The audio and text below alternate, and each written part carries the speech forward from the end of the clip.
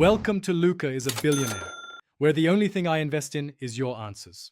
You start by gathering essentials and getting into action. Load the IPA onto your computer, sign in with the Apple ID you'll use for signing, and connect the device via USB. Once done, launch Scarlet IPA and confirm it detects your phone. This verifies drivers and trust. Make sure to keep the device unlocked, otherwise the install will fail.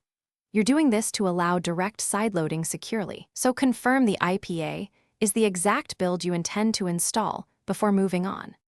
Now you sign and deliver the app. Open the IPA in Scarlet, pick your Apple ID or installed certificate, and adjust the bundle identifier if you need multiple installs.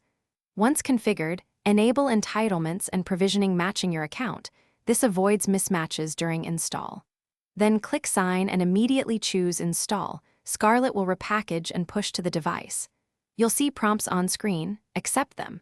If the tool stalls, check logs inside Scarlet for the exact step that failed so you can correct it. Finish by launching the installed app and confirming functionality. If an untrusted developer alert appears, go to Settings and trust the certificate associated with your Apple ID.